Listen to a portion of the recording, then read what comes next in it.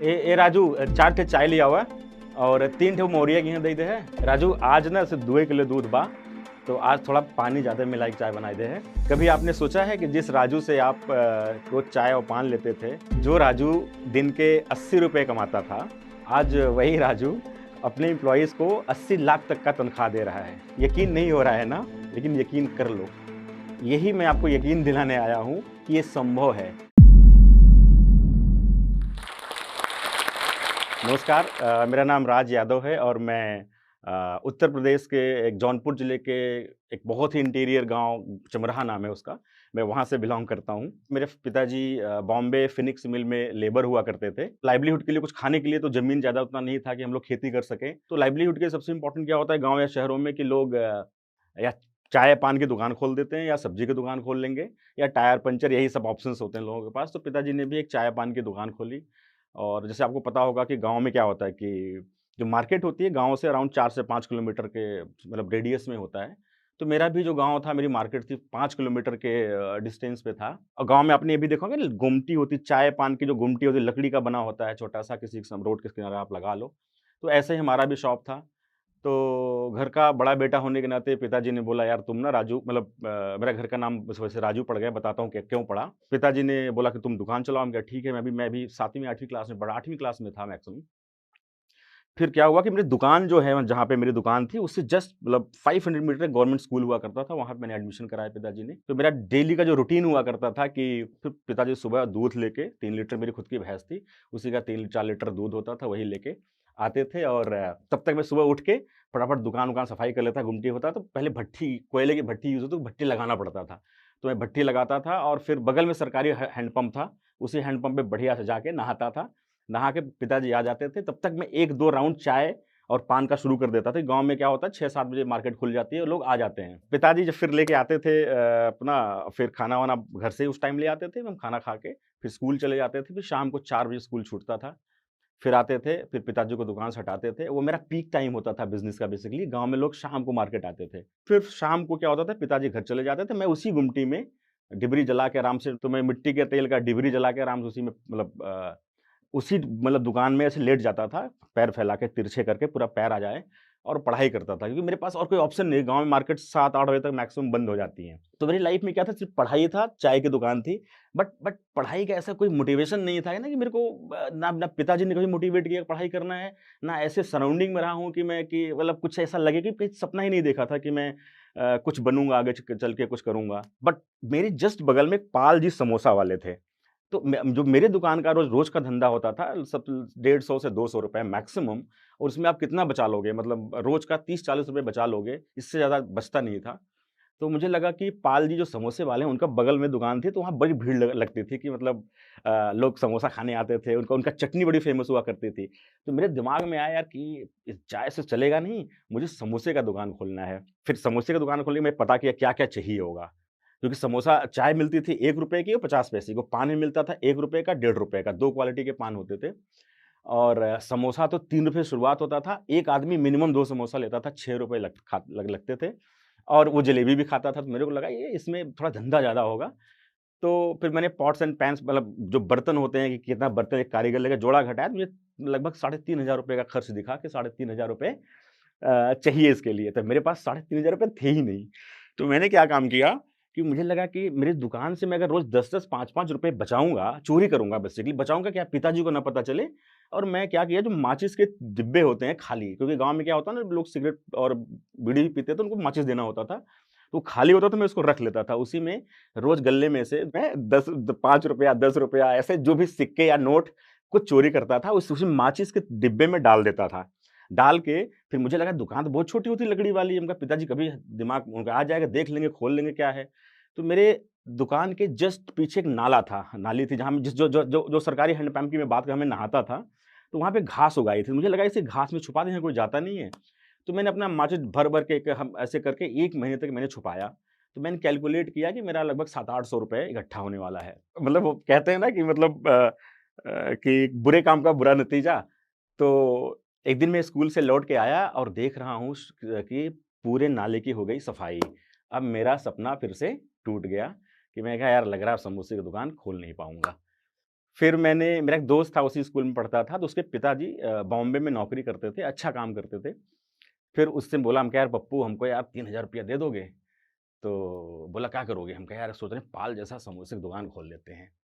तो बोला, हाँ यार, आइडिया तुम्हारा अच्छा है, लेकिन ₹3000? हम कहे, हाँ 3000 दे दो और मैं तुम्हें हर महीने थोड़ा-थोड़ा करके लौटा दूँगा। तो वो प्रेशर में हाँ तो कह दिया, लेकिन वो देना नहीं चाहता था। तो मुझे उसने 4 महीने तक बेवकूफ़ बनाया कि अब दे रहा हूँ पापा, आप भेजने वाले हैं, अब भेजने वाले हैं। तो नहीं दिया उसने, फाइनली नहीं दिया। मैं इस उम्मीद में रहा कि मेरे को वो ₹3000 मिलेगा, मेरे समोसे की दुकान मतलब खुलेगी। ये यकीन मानिए, अगर आपका कहीं से भी सपना टूटे या सपना छोटा देखें, तो ये मान के चलिए कि भगवान ने आपके लिए कुछ बड़ा प्लान करके रखा है। और मेरे लिए वो ₹3 या 3000 मेरा दोस्त देने वाला था, वो नहीं, मुझे मेरे लिए भगवान ने 300 करोड़ रुपए प्लान करके रखा हुआ था।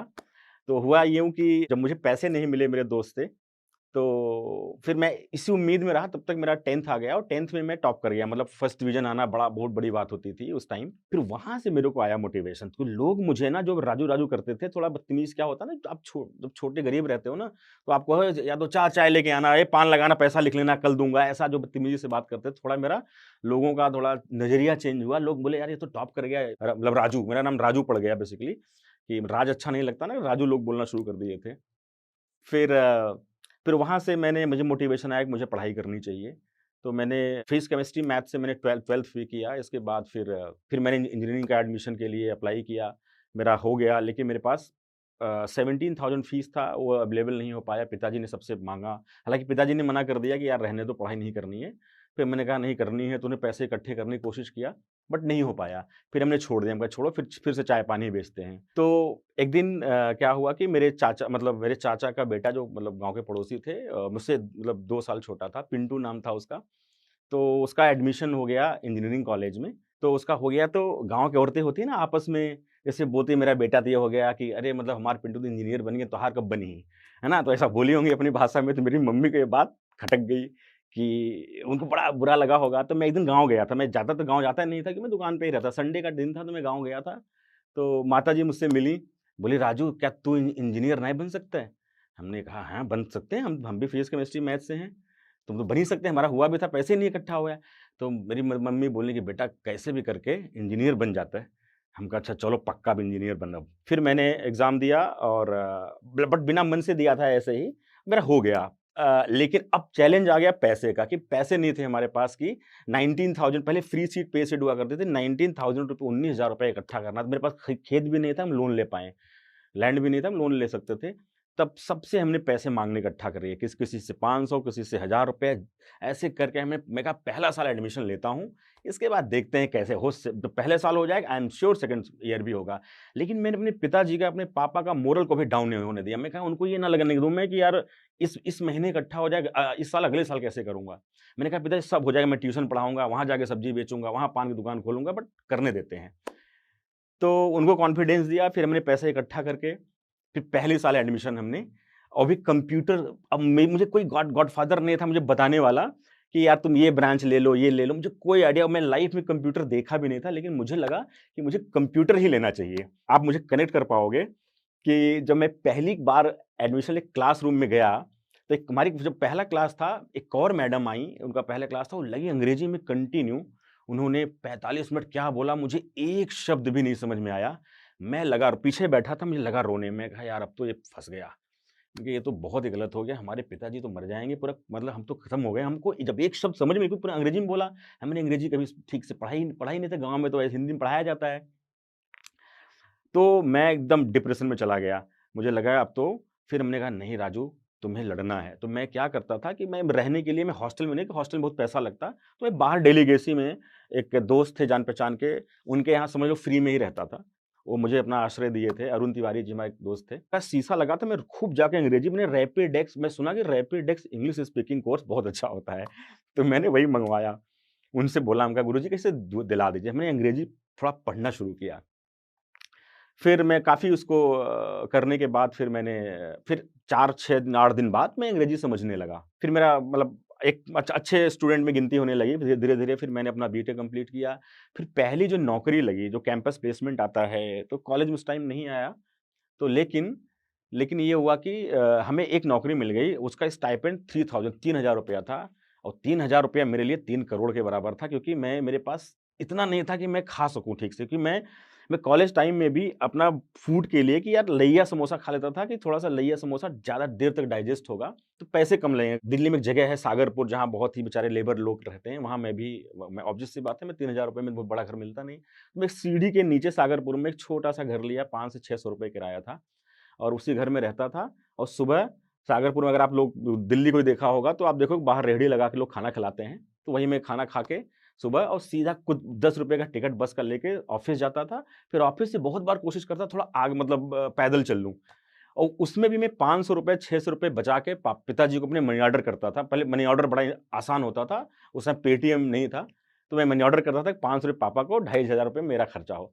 तो मैंने खूब पागलों की तरह मेहनत किया, मतलब अपनी कंपनी में। मैं पहला बच्चा ऐसा था जो मैं ऑफ़िस का लॉक ओपन करता था, और मैं ही वही आखिरी बच्चा वही होता था जो मैं ऑफ़िस का लॉक करके बाहर निकलता था। क्योंकि मुझे लगा कि मुझे ये अपॉर्च्युनिटी मिली है, मुझे ये जी भर के इसको मतलब मुझे अपने आप को प्रूव करना है। मुझे मुझे वो जुनून था, वो जिद था कि मुझे बेस्ट इंजीनियर बनना है। फिर मैं और भी कम धीरे-धीरे मैं इतना अच्छा काम किया कि मेरा 3 महीने में ही कंपनी ने मेरा मतलब ठीक-ठाक पैसा बढ़ा दिया। फिर मैं और बड़ी कंपनियों में गया। फिर ऐसा हुआ कि मैं विदिन 1 ईयर मेरा सैलरी लगभग 12 लाख रुपए हो गया। मतलब 1 लाख रुपया महीना, और रहने का घर-वर ठीक-ठाक। और फिर मुझे लगा कि अब मेरे पास तब हर एक, अगर आप लोग भी कोई भी हर एक गरीब बेटे का ये सपना होता है ना, उसकी अपने माँ-बाप के लिए एक अच्छा-सा लाइफ़ दे सके, एक अच्छा घर बनवा सके। वही मेरा भी सपना था कि मैं पैसे कमाऊँगा, सबसे पहले अपने मम्मी-पापा के लिए घर बनवाऊँगी। मेरा घर पूरा घास-फूस का था, मतलब मिट्टी वाला घर। उसमें भी ऐसा हुआ कि एक बार बारिश हुई और मेरा नीम का पेड़ था, मेरे घर पे ही गिर गया। वो भी घर तहस-नहस हो गया। उस टाइम मैं बीटेक 4th ईयर में था, और मेरे घरवालों ने मुझे बताया तक नहीं कि हमारा घर गिर गया है। तो मैं कि मेरे बेटे का एग्ज़ाम है, डिस्टर्ब होगा। तो मैंने पैसा इकट्ठा किया फटाफट, और फिर मैंने एक अच्छा-सा घर बनवाया। पिताजी के लिए कुछ ज़मीनें खरीदी, और मैं कहा दुकान बंद कर दिया। हम कहा दुकान बंद करिए, आप आइए, खेती करिए, उसी में खुश रहिए, हम बाकी हम पैसा तो कमा ही रहे हैं। फिर मुझे लगा कि मुझे अपना कुछ शुरू फिर से करना चाहिए। मुझे लगा मेरे पास खोने को है नहीं। अब मेरा 12-15 लाख का पैकेज है, बहुत करूँगा, बहुत बुरा होगा कि मैं अपना शुरू करूँगा, फेल हो जाऊँगा, तो मेरा सैलरी 12 लाख से 6 लाख होगी। जब मैं 3,000 रुपए में अच्छे सर्वाइव कर लिया, तो 50,000 में बहुत अच्छे से जी लूँगा। मैं ये सोच के मैंने रातों-रात डिसीज़न लिया, और मैंने ईमेल किया अपनी कंपनी को कि मैं रेज़िग्नेशन दे रहा हूँ।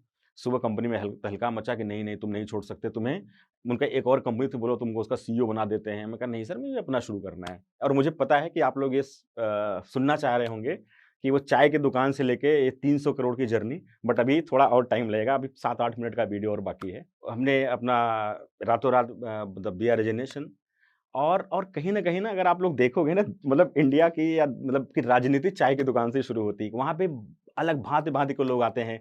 कोई कोई अपनी पर्सनल प्रॉब्लम डिस्कस कर रहा है, कोई एजुकेशन डिस्कस कर रहा है, कोई हेल्थ डिस्कस कर रहा है। तो जो चाय वाला सेंटर होता है, आप लोग भी नौकरी करते होंगे, आप लोग आके चाय की दुकान पे ना अपना गॉसिप करते होंगे कि यार फलाना ऐसा है, हमारा टीम लीडर ऐसा। मतलब मल्टीपल आप चाय ऐसा, वो दुकान ऐसी चीज़ है जहाँ पे आपको पूरा गॉसिप मिलने वाला है। पूरा प्रॉब्लम आपको वहीं से मिल जाएगा। तो कहीं न कहीं से वो चाय की दुकान, मेरी जो पान की दुकान थी, वहाँ पे मुझे बहुत कुछ समझने को मिला दुनिया को, ह्यूमन बिहेवियर, ह्यूमन साइकोलॉजी, कोई कैसे क्या बोलता है, कितने कौन-सा घटिया आदमी है, कौन-सा अच्छा आदमी है, इसकी परख मेरे को उस दुकान से होने लगी। मैंने अपनी आईटी सर्विस कंपनी का खोलने का सोचा। मेरे पॉकेट उस टाइम मैंने सेविंग करी थी, ढाई 3 लाख रुपए थे। फिर मैंने पिताजी को फ़ोन किया कि बाबूजी हम ना एक फिर से हम एक आईटी कंपनी खोल रहे हैं। उनको लगा कि बोले क्या हो गया, तो फिर से दुकान खोल बे? उनको लगा मैं खुद फिर जो उनको लगा समोसा वाला जिद इसके अंदर अभी भी है। तो उन्होंने बोला कि नहीं, नहीं दुकान-वुकान मत खोलो, बहुत बढ़िया लाइफ़ इतनी ढर्रे में आई है, इतना पैसा आ रहा है, घर-द्वार बन गया है, बट बेटवा तुम एकदम ये सब प्लीज़ मत करो। तो हमने उनको छुपा दिया। हम कहा ठीक है, ना खोल अब दुकान। तो हमने लेकिन धीरे से अपना रेज़िग्नेशन दिया, और 2 महीने का नोटिस पीरियड था, उसी टाइम अपना प्लानिंग किए हम। एक अपने जिस अपार्टमेंट में मैं रहता था, वहीं से अपनी आईटी सर्विस कंपनी, अपना खुद का विज़िटिंग कार्ड बनवाया अकेला, और मैंने अकेला शुरू किया पहले। फिर धीरे-धीरे लोग आते गए उस आईटी सर्विस कंपनी में। फिर ऐसा हुआ कि लगभग 150-200 लोग उसमें आए, इंजीनियर्स थे। हमने काफ़ी काम किया, पब्लिक हेल्थ और एजुकेशन, रूरल पे बहुत ही काम किया हमने। तो कोविड का टाइम था, कोविड लास्ट स्टेज पे था, और मैं अपने गाँव गया था, तो मैं देखा कि मेरे स्कूल की बाउंड्री पे घास उग आई थी। तो मैंने पिताजी से बोला कि पिताजी ये ग्रास कटर जो होता है मतलब कैंची, हम कहा यार कैंची मंगवा लीजिए बगल मार्केट से और थोड़ा पीजीआर मतलब बायो फर्टिलाइज़र होते हैं, मगर उसे थोड़ा पौधों में डाल दो, पौधे सही हो जाएँगे। तो पिताजी ने मेरे छोटे भाई को भेजा लगभग 7-5 किलोमीटर मार्केट जो मेरी थी, वहाँ तो नहीं मिला। फिर उसने एक बड़ी मार्केट में गया, वहाँ भी नहीं मिला। फिर मैंने बोला कि एक काम करते हैं, मैं लखनऊ जाऊँगा, मैं लखनऊ से भेज दूँगा किसी न किसी के थ्रू। फिर उसी टाइम की बात है, मेरे पिताजी ने मुझसे बोले थे कि राजू मेरे लिए ना पिक्चर वाला फ़ोन ले आना, मतलब स्मार्टफ़ोन उनको चाहिए था। वो मतलब मेरे पिताजी इलिटरेट हैं, तो उनको लगा कि मैं पिक्चर देखूँगा, थोड़ा टाइम पास करूँगा कोविड के टाइम पे, तो मैंने उस टाइम उनको फ़ोन लेके दे दिया था। 7-8 दिन की पुरानी, मैं 10 दिन की पुरानी बात हो गई जब मैं उनसे मिल के आया और फिर ऐसे हाल-चाल ले रहा था, उन्होंने बताया, यार राजू वो तुम ग्रास कटर मतलब वो कैंची भेजना मत। मैंने कहा क्यों? बोले ना मैंने मँगा लिया। हम कहे कहाँ से? बोले इंटरनेट से। अब हमारा दिमाग खराब, कहा इंटरनेट से? बोले आप कैसे मँगा लिए? तो क्या हुआ कि वो यूट्यूब देख रहे होंगे, कहीं कुछ ऐड-वैड दिखा होगा, फिर उन्होंने उसपे मिस्ड कॉल किया, वहाँ से कॉल बैक आया, उन्होंने कॉल उठाया, बात किया और उसने एड्रेस-वैड्रेस पिन कोड लिया और सबसे इंटरेस्टिंग बात क्या थी, मेरे पिताजी को ये अच्छा लगा कि ये तो मतलब पैसा नहीं माँगी, मतलब इसने दे दिया, मतलब कैश ऑन डिलीवरी और 10 दिन में पहुँच गया प्रोडक्ट। तो वो मेरे लिए यूरेका मोमेंट था। मैंने कहा यार दिस इज़ द राइट, मतलब राइट टाइम। मैं इसी को ढूँढ रहा था कि फार्मर की इनकम को फार्मर की प्रॉब्लम कैसे सॉल्व करूँ? टीम को बुलाया। सबसे पहले हम खुद के टेक्नोलॉजी वाले थे, तो हमने फटाफट अपना टेक प्लेटफ़ॉर्म डेवलप करना शुरू कर दिया, ई-कॉमर्स। अब मुझे लगा कि फार्मर की, क्योंकि मैं मुझसे बढ़िया किसानी को नहीं समझता, क्योंकि मैं तो एक तो चाय वाला भी था, वहाँ सब लोग आते भी थे। अपनी प्रॉब्लम, किसी कभी गेहूँ खराब हो गया, किसी का पालक जल गया, किसी को मार्केट रेट अच्छा नहीं, किसी को टमाटर का रेट अच्छा नहीं मिला और दूसरा हम भी मार्जिनल फार्मर थे, तो हम भी खेती तो करते ही थे। हमें जानते थे यार अगर इस बार गेहूँ नहीं हुआ तो हम तो खाने के लिए मर जाएँगे। अगर आलू नहीं हुआ तो मतलब फिर तो बवाल ही है। तो मुझसे बढ़िया है इसको कोई, तो मुझे लगा फार्मर की इनकम आप तब डबल कर सकते हो जब उसकी लागत को ठीक करोगे। लागत मतलब इनपुट को। इनपुट मतलब आप क्वालिटी सीड दोगे, आपको अच्छा फर्टिलाइज़र चाहिए, आपको बेस्ट प्रैक्टिसेज़ कैसे सोइंग करना है, कैसे ग्रोइंग करना है, कैसे हार्वेस्टिंग करना है। तो तो प्रॉब्लम तो मैं एकदम क्लियरली मैं समझता था, बट उस टाइम सॉल्यूशन नहीं समझा कैसे। लेकिन मेरे पापा के थ्रू मुझे यूरेका मोमेंट आ गया कि मुझे अब ये अब this is the right time. तो पहले तो मैं अकेला, सबसे पहले मैंने आईटी कंपनी सर्विस जो उससे रेजिग्नेशन दिया। मैं कहा अब मैं आईटी कंपनी नहीं चलाऊँगा। मैंने मेरा मेरा एक सीनियर एम्प्लॉयी था, मैंने उसको बनाया सीओओ। मैंने कहा तो आप कंपनी सँभालो, मैं अब ये करने जा रहा हूँ। अब सोचिए मैं बनी-बनाई कंपनी मेरी, जो मुझे महीने का करोड़ रुपए कमा रही है, मैंने उसको छोड़ दिया और उसके हाल पे, मतलब ऑटो मोड पे। फिर मैंने अपना फटाफट सॉफ्टवेयर डेवलप करने के बाद मैं अकेला, उस टाइम मैं अकेला किया। फिर इसके बाद 2 बंदे और आए, 2 उनको बुलाया कि तुम लोग आ जाओ, हम लोग ये एग्री स्टार्टअप शुरू कर रहे हैं। घर के ही बच्चे थे वो।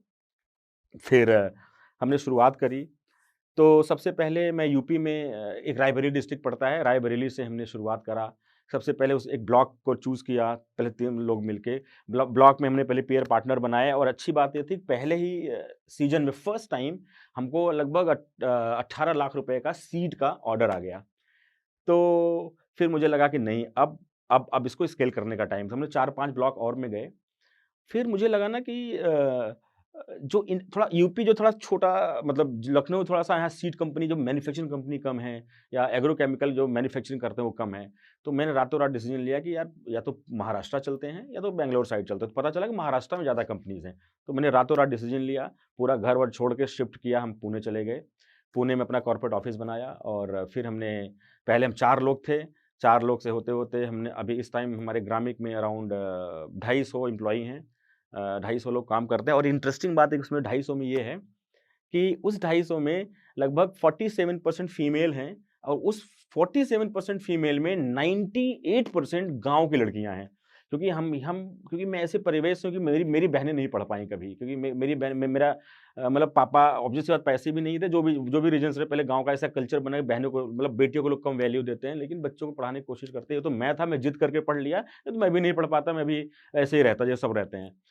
तो मुझे लगा कि मेरी बहन नहीं पढ़ पाई तो मैं और लड़कियों को अपॉर्च्युनिटी देनी चाहिए। फिर जर्नी रही कि हमने आपसे बताया कि स्टार्टिंग हमने 8 लाख का हमने पहले महीने धंधा किया, फिर 1 करोड़ का किया, ऐसे करते-करते सिर्फ़ ग्रामिक को 2 साल हुए हैं और ग्रामिक ने अराउंड ढाई ढाई से 300 करोड़ का हमने अभी तक का रेवेन्यू किया है और इंडिया के टॉप एंजल अच्छे इन्वेस्टर्स, स्ट्रेटेजिक इन्वेस्टर्स हमारी कंपनी में हैं। मल्टीपल पार्टनर्स हैं हमारे, एक्सिस बैंक से लेके एसबीआई तक हमारे पार्टनर्स हैं। और अभी हमारे पास जो पीयर पार्टनर गाँव में 450-500 महिलाएँ हैं और 2026 तक हमारा टारगेट है कि हम लगभग 20,000 पीयर पार्टनर को और ऑन बोर्ड कर रहे हैं। तो लाइफ में ना छोटे-छोटे जो इवेंट्स होते हैं, छोटी-छोटी चीज़ें, देखो मेरे लाइफ में क्या हुआ, पहला कि मुझे वो 3,000 रुपए नहीं मिले और हमारा वो माचिस की तीली के डिब्बे गायब हो गए। और तीसरा कि हमारी मम्मी को वो ताना नहीं मिला मिला कि हमारा तो लड़कियाँ इंजीनियर बन गई, तोहार नहीं बना।